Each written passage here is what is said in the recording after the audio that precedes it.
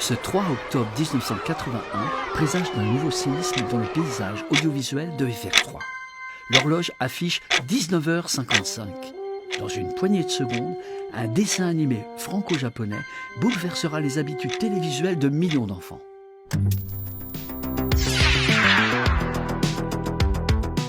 40 ans, ça se fête, non? Joyeux anniversaire, Ulysse 31! À l'image de Geppetto, fabriquant sa marionnette de Pinocchio, Nina Wallmark et Jean Chalopin façonnent leur héros de la mythologie grecque, Ulysse 31. Portés par leur imagination fertile, leurs équipes d'artistes franco-japonais vont réussir à donner un souffle de vie à ce héros, autrement dit à l'animer.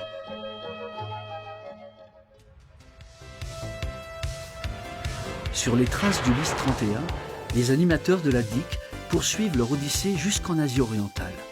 Là-bas, ils sont accueillis à bras ouverts par un studio japonais où d'autres artistes français les attendent. À leur tête, le réalisateur Bernard Derriès devient leur guide. Au-delà des barrières culturelles, la collaboration franco-japonaise fait des miracles. Main dans la main, les équipes surmontent leurs différences pour créer un dessin animé unique au monde.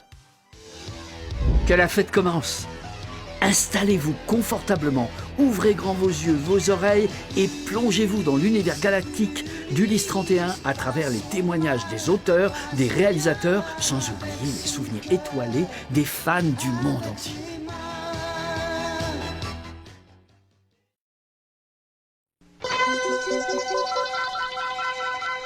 Me voici en très bonne compagnie avec les auteurs Nina Wallmark et Jean Chalopin, réalisateurs Bernard Derriès et Gilbert Wallmark.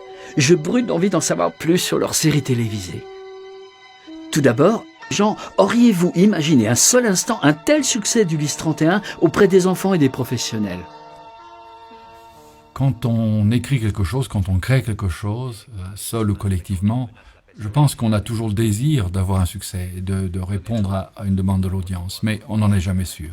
Donc on ne peut pas imaginer, on peut en rêver, mais imaginer c'est peut-être un peu différent.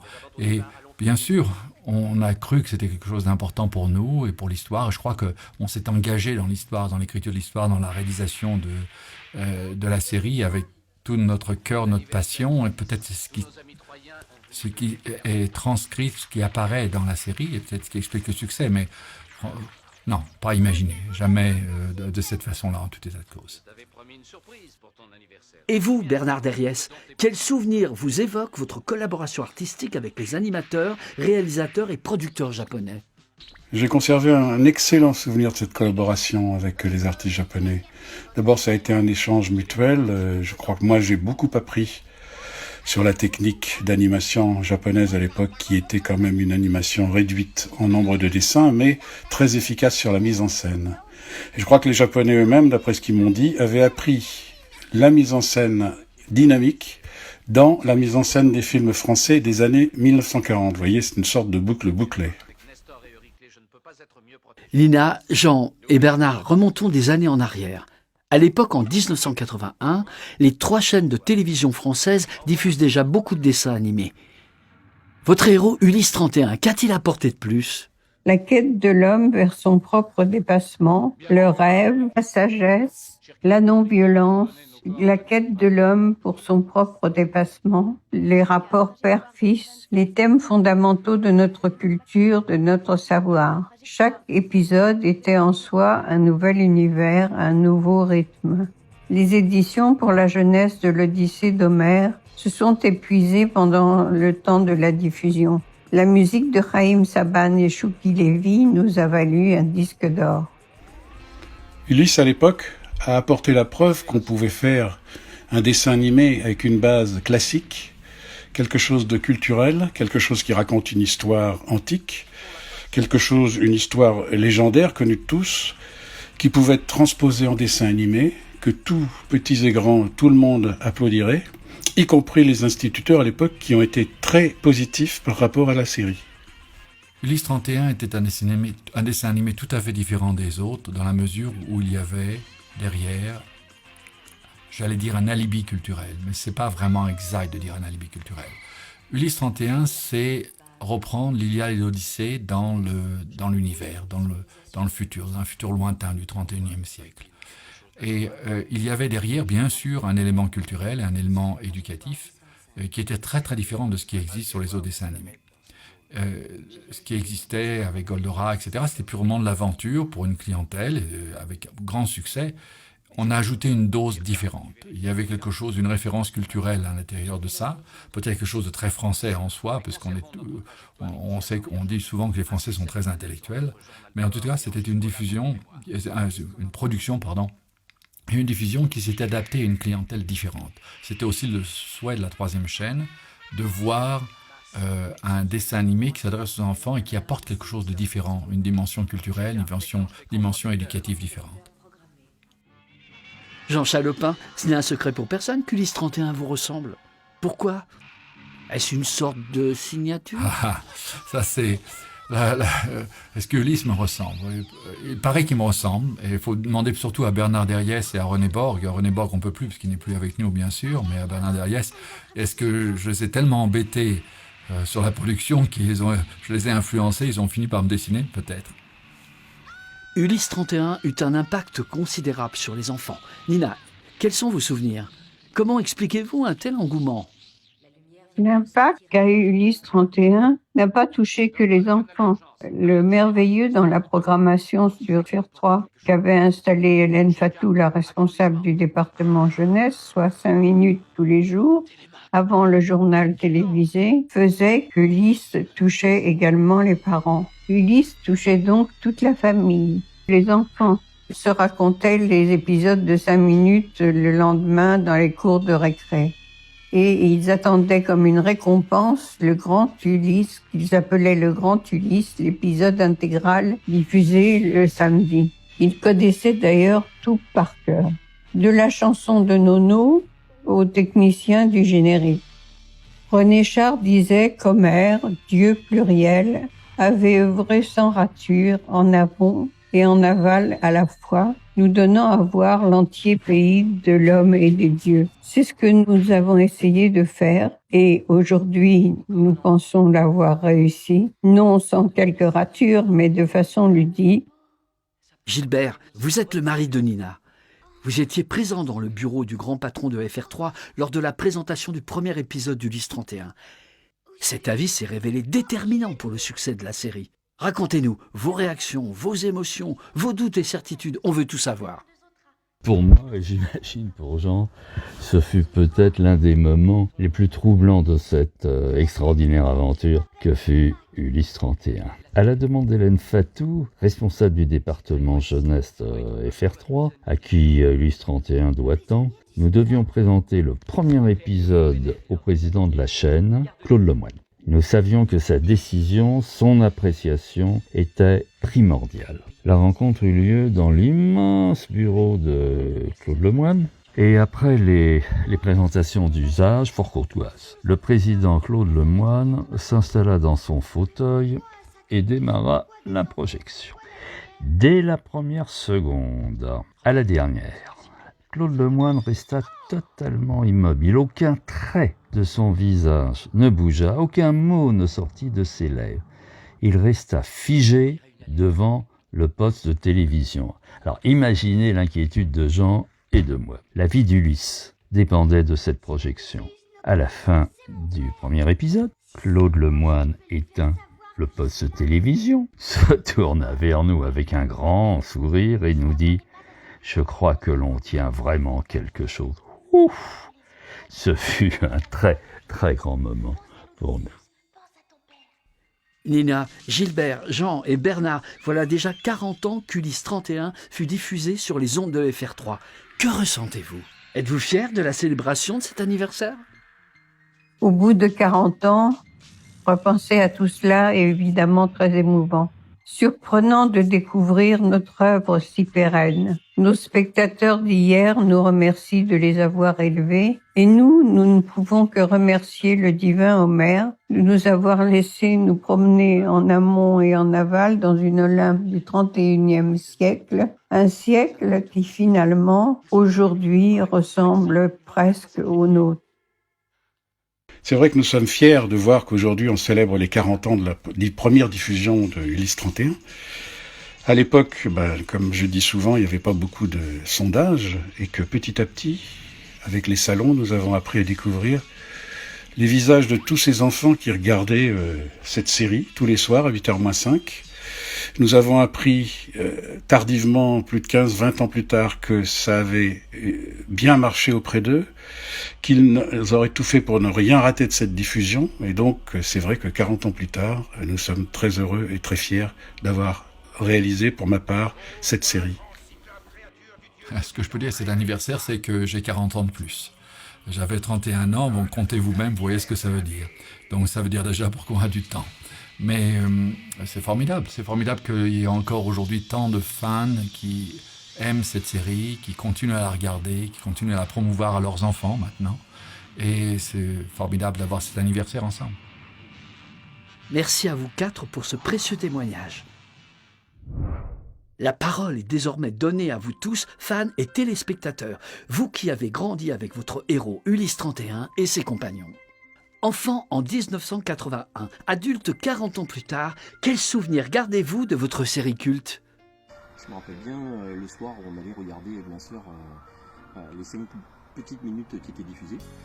Un des épisodes qui m'a le plus marqué, c'est les fleurs sauvages, avec des espèces de fleurs métalliques qui attaquent donc Ulysse et ses compagnons. Ça m'a un petit peu fait penser à du Jace à des moments. Ce qui est très bizarre, c'est qu'en fait je ne me rappelle pas du tout des jouets qui étaient sortis à l'époque au niveau des objets dérivés. Je me suis bien rattrapé depuis, mais j'ai vraiment aucun souvenir, donc je pense qu'on devait avoir personne autour de nous qui devait en avoir. Je souhaite un bon anniversaire à Ulysse.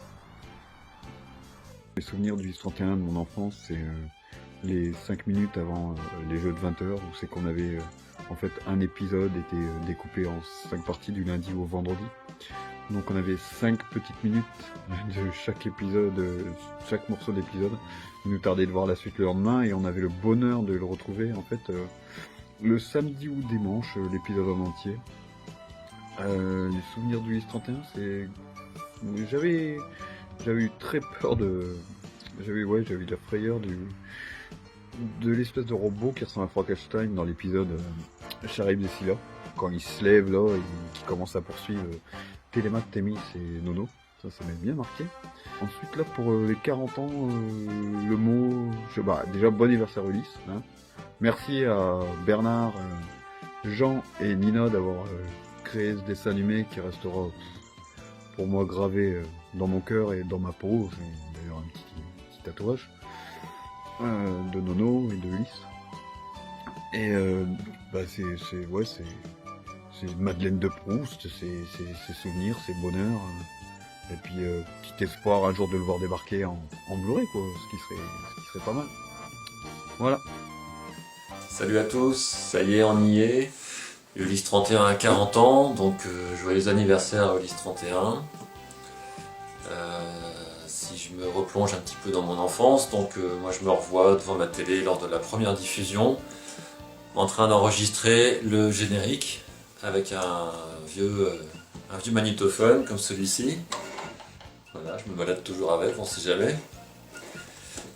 Et 40 ans plus tard, on est toujours là, les fans sont toujours là, l'engouement, l'esprit de la série est toujours intact, donc ça c'est vraiment génial. Donc que ça dure longtemps, on y croit, on espère que ça va durer encore très très longtemps. Voilà. Merci Jean Chalopin, merci Nina, Gilbert, Walmart, merci Bernard Derriès, et joyeux anniversaire Ulysse 31. Cette série est vraiment importante pour moi parce que ça me rappelle les soirs où je devais regarder les épisodes de 5 minutes avant le journal télévisé qui était sur une chaîne concurrente. C'était un combat perpétuel avec mes parents, mais j'avais cette chance, c'était mon petit cadeau de la journée. J'avais le droit à mes 5 minutes d'Ulysse. Et puis ensuite la rediffusion, le samedi. Ah là là, et oui, magnifique design. Ça c'est ce qui m'a marqué le plus, c'est la beauté des designs, la beauté de l'univers. En tout cas, Ulysse 31, félicitations, joyeux 40e anniversaire. C'est vraiment une série qui restera à part dans mon cœur. Ulysse 31, tu es le meilleur. Salut. Alors, Ulysse 31, 31e siècle. Vous imaginez, dans 10 siècles, on y est. Donc voilà, Ulysse 31, c'est une grande histoire. J'avais 8 ans quand Ulysse 31 est sorti. Et j'avoue que j'ai adoré, voilà. J'étais fascinée par la mythologie et le transposer comme ça dans l'espace, c'était trop fort. En plus, on y joue des extraterrestres, Thémis, Noumaios. Thémis avec ses pouvoirs télépathiques, télékinésiques, tout ce qu'on veut. Enfin bref, franchement, c'était topissime. Donc j'ai pu redécouvrir la mythologie la mythologie grecque grâce à Ulysse 31 d'une manière très ludique. Donc vraiment j'ai adoré. Et ça m'a transportée pendant pas mal de temps. Et déjà 40 ans, ça me fait un coup de vieux. Donc c'est une série que j'ai essayé à un certain moment de faire découvrir à mes enfants, mais ça leur paraît un peu obsolète par rapport aux dessins qui sont proposés maintenant. Mais moi perso, voilà, j'aime vraiment beaucoup la série originale et le fait de pouvoir à un certain moment la revoir telle que je l'ai connue quand j'avais 8-10 ans, c'est top. Mais voilà, donc Ulysse 31, je suis fan. Et je le suis toujours. Donc je trouve ça génial et j'entends dire qu'il y a un nouveau CD qui allait tout réunir. Donc c'est top. Top. Voilà, à bientôt. Bonjour à tous de Los Angeles. Pour moi, Ulysse 31, c'est tout d'abord une rencontre entre la science-fiction et la mythologie grecque.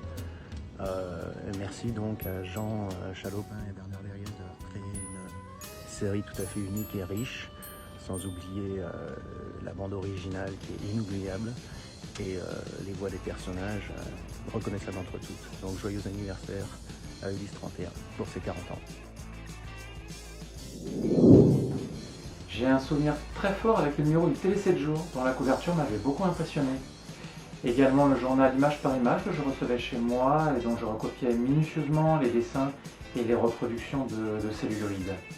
Je me souviens de la Samaritaine qui avait alloué tout un étage pour l'univers de la série. J'ai un souvenir aussi très fort avec la musique que je trouvais captivante et intrigante. Elle a beaucoup marqué mon éducation musicale. Et enfin évidemment les jouets avec lesquels j'ai passé beaucoup de temps. J'ai deux petits souvenirs liés à Ulysse 31. Le premier, c'est ma première rencontre avec le dessin animé. Ça devait être, alors je suis pas certain des dates, mais ça devait être autour d'octobre 81, quelque chose comme ça. On allume la télé peut-être à 19h50 au lieu de l'allumer à 20h pour le journal télé ou les jeux de 20h. Et je tombe sur un générique avec un travelling d'un vaisseau spatial. Oh, waouh, je trouve ça magnifique, qui enchaîne avec une lumière un peu stroboscopique et un Ulysse debout comme ça au milieu des colonnes grecques. J'aimais déjà bien la mythologie, mais alors là, waouh, c'était une claque visuelle. Le deuxième souvenir que j'ai, c'est en 82, je crois, j'étais assez malade, et puis à cette époque-là, on avait droit à la maison à un petit cadeau enfant malade. Et là, j'avais dû bien déguster, parce que j'avais eu un beau cadeau. C'était mes parents qui étaient rentrés avec la navette 3 parties d'Ulysse. Et là, waouh quoi, c'était la navette.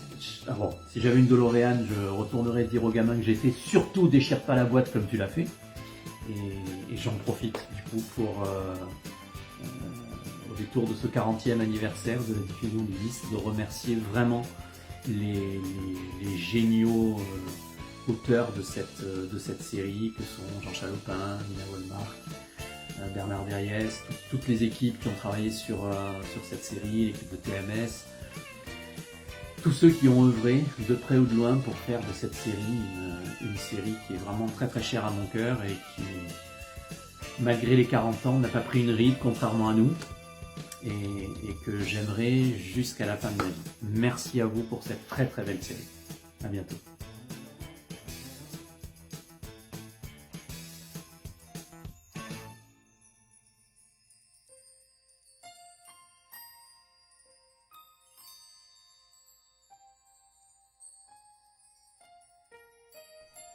Alors mes souvenirs avec Ulysse 31, c'est avant tout le générique. Dès que j'entendais le générique, j'étais super bien. C'est dès que j'entendais à travers les cieux, l'espace et le temps, un vaisseau s'en vient, Ulysse. Alors là, c'était magique et surtout, les couleurs. Les couleurs sont incroyables, l'esthétique de ce dessin animé, de cet animé est juste mythique. Voilà, ces scènes sur l'espace, c'est nébuleux, c'est... Moi, étant donné que je suis peintre, ben voilà, je crois que ça m'a vraiment inspirée dans mon enfance. Et qu'est-ce que j'aimerais souhaiter pour les 40 ans? Qu'est-ce que j'aimerais dire pour les 40 ans d'Ulysse? Bon anniversaire Ulysse, merci de m'avoir accompagné, de nous avoir accompagnés pendant toutes ces années. Et j'espère que tu vas accompagner encore les grands enfants que nous sommes pour les 40 prochaines années à venir. Merci Ulysse. Merci infiniment d'avoir partagé avec nous vos plus beaux souvenirs, des souvenirs pour l'éternité. En guise de bouquet final, je vous invite tous à lever les bras très haut, encore plus haut, toujours plus haut, verre à la main, et de crier tous ensemble « Joyeux anniversaire, Ulysse 31 »